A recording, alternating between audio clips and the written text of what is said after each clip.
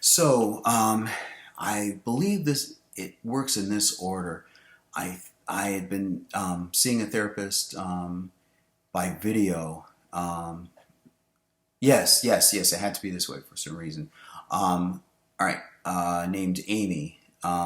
They were video sessions on a small YouTube. I have an iPhone because my computer is 2012, and this is only a couple. This is only a matter of like a year or something ago, and even then, but now my computer is even more slow because it's a 2012 iMac, and I'm saving up, and I want to save up enough money to buy a new computer because I desperately really need.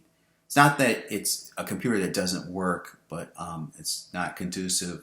It's not helpful for writing. It's very slow to boot up, and I know it seems like it's on its last legs. Anyway, so I was working with Amy. It was my therapist at the time, and I at that point I began dressing up like a Saturday. It was probably a Saturday or Sunday or some time. I didn't have any obligations, so I put on like a nice red dress, kind of like a window opening up, and I had fake breasts.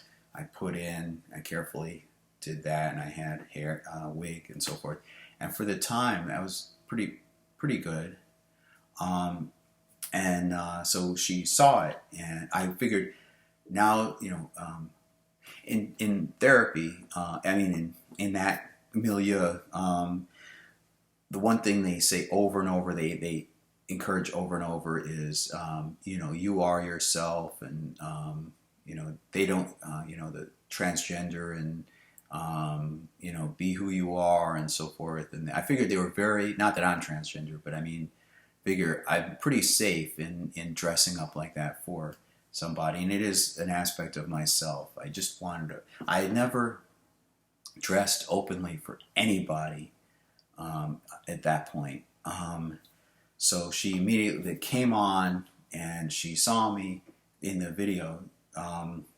She was on a screen, so her camera, through the camera, she saw me, and she noticed that I lit up more, and I think she said something like I had a wider grin. I was very much more expressive, and I was more open. So she encouraged that, and she wanted me to write about how I felt when I dressed up like that, so forth. And maybe that would help me. I figured maybe that would help me with writing and opening up more.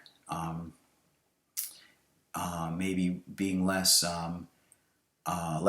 editorial and maybe doubt had worked in. Maybe it could work against the writing block, or like me editing myself and how I write my stories, and just that Madonna movie project and so forth. Maybe it'll loosen me up and help me feel more free and loose, and be able to write, just express myself more. So I did that. So I bought a journal notebook. I think I already had one by that point, a diary, and I just wrote in it. And I think I have these out of order. There was an experience. I went to Sephora, which is a makeup company. It's a makeup store. There's one at our local shopping mall.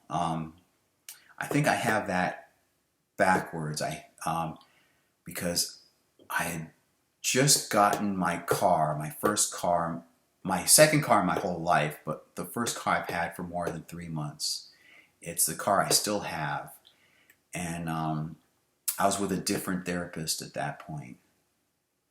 So I think I have these out of order. That makes more sense. I have these out of order. So I'll tell you the first experience I ever had. I dressed up. No. I wasn't even dressed up. I was a guy, dressed up as a guy. And I wanted to get makeup advice. Even then, I had just gotten a new car. And because the therapist said, no, let me help you. Maybe, essentially, your not having a car has set you back. And I realized that myself.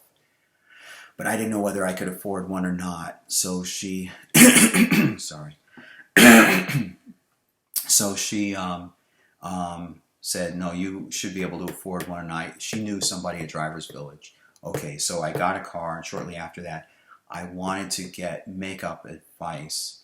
I wanted really good knowledge in doing it to pull off the look, because for me, cross-dressing is something like that mertail thing, where it was a fascination with wanting to experience what it's like, well, like the mertail thing, what it's like swimming in the water, what it would be like get the experience out of it.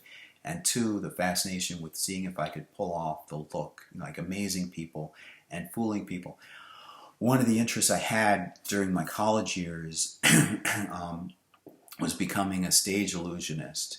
And this is the mid-90s, and I remember there were several stage illusion magic trick specials that they had. I think earlier in the 1980s, I think there were more magic. It's a shame. There were more magical, stage illusion shows in the 1980s. It's really a shame. I love the idea of fooling people. I guess that goes back to the Madonna movie story idea, where one of the themes is, strong themes is not trusting your senses, or there's something beneath what you see.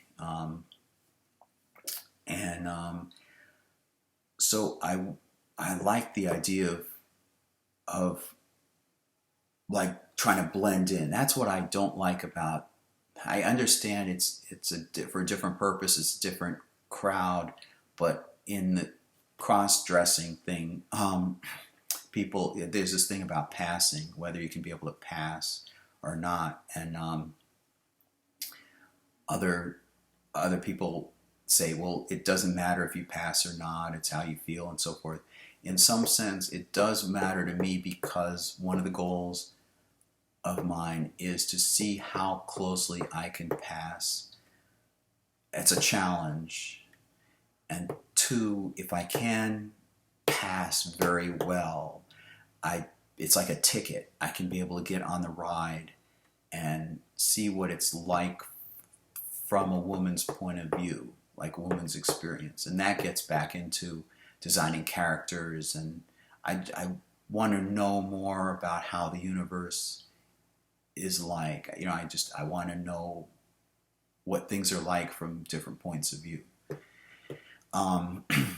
There's a website, there's a YouTube channel by somebody. I might as well mention who it is. Finster. He goes by Finster, F_NNSTER, and he's one of those early inspirations for me. He says that in high school, I think it's right. It's somewhere in school.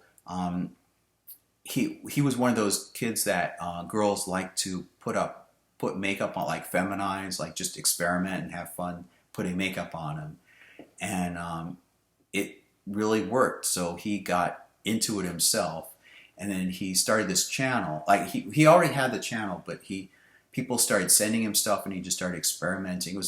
If you watch the channel, it's very much fun and games, and he chuckles, and he tries out things, and people send him weird stuff to try on and so forth. So that seemed really fun to try. But really, from my point of view, it would be fun to see how close, because he really did amaze me early on. Like, if you see him, he I don't know if he would really pass, but especially with the camera, you up close in person, you could look differently. You may not be able to pass, but if you do things with the lighting on camera, maybe you could pass. So I don't know what he would be like in real life, but he looked pretty good, convincing on camera. I wondered, wow, that's pretty good. I wish I could get his makeup. I wish I could learn makeup techniques like that. So that brings me back to Sephora. So I found out that Sephora, for transgender or whatever, people transitioning or whatever, they were offering classes. So I don't think I actually signed up for the class. I tried to, but anyway, I drove over there. I felt free to be able to drive. I didn't have to take the bus anymore. Drove over to a Sephora store at the mall, And then I sat down, and then she applied makeup on me and the eyelashes and so forth. And I took pictures of the products that she used for future reference. And then at the end, I wanted to wash it off because I didn't want to. I'd gone through school being made fun of. So I'll get into that later, but being made fun of and ostracized. I didn't want to walk through the mall back to the car, even that short trip back to my car, like made up as a guy with this feminine makeup on, especially no wig or anything. So she said something like, "Oh, why? No, don't do that." After all this work, after all this time, oh, don't do that. So I guess I just kept it on, and I bravely walked out of the store, walked down the hall. It's a shopping mall, so I walked out of that alcove into the hallway where everybody's walking around. All the other stores are lined up, and I walked down the hall. Nobody, people just walked past me. One guy said something like, "Nice looking, sir."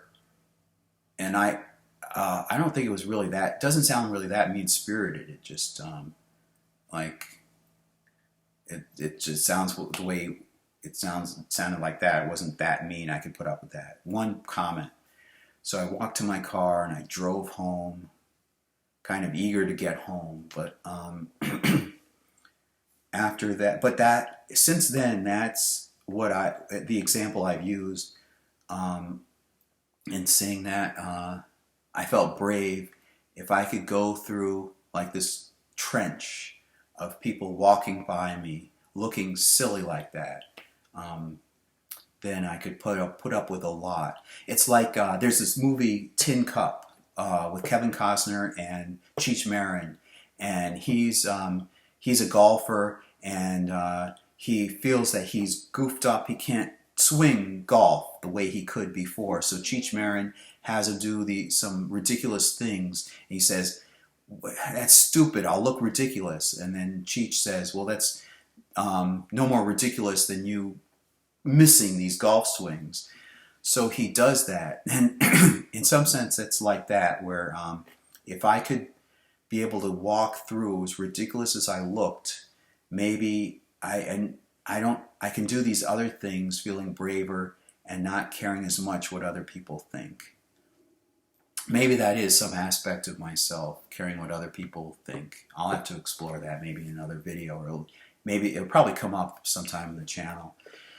So that would have happened. Then I had that makeup and I had the red dress or whatever by the time I met with Amy in that small video. So I got the two out of order. So I ended that therapist and I got Amy. And then I've been developing my look and improving with the goal of looking as close and as passable as possible. So I guess nothing really happened until I would go out to the park, and I felt safe. I would do park walks back and forth. I guess I have a little time. It's 13 minutes, 36 seconds. So I had some girl clothing. I would go to the Thrifty Shopper. That's a cheap place. Oh, I also went online and I would get, I can't remember. Girl Talk with Paola is another YouTube channel that I paid attention to for insights. And so I wanted cheap clothing, and so I built up like a small wardrobe. I carefully not to spend a lot of money. Unfortunately, even doing that, I spent more than I needed to. But it's just I chalk it up to a learning process. So I would do these park walks back and forth, and there were a few friends that I opened up to.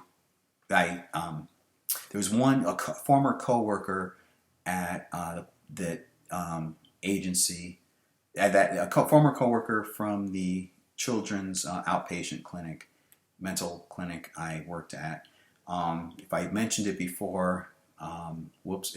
Okay, if I didn't mention it, I'm avoiding mentioning it now. Anyway, then there was somebody from Temple, two people from Temple, and then there was a third. Remember that girl that I mentioned? Well, I'll get into that next video. The girl from high school contacted me back, and I'll get into that.